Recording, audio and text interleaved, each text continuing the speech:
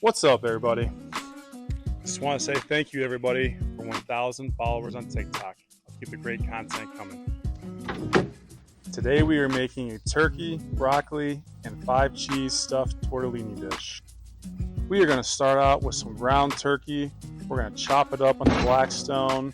We're going to throw a little bit of garlic on there and mix it in very, very good.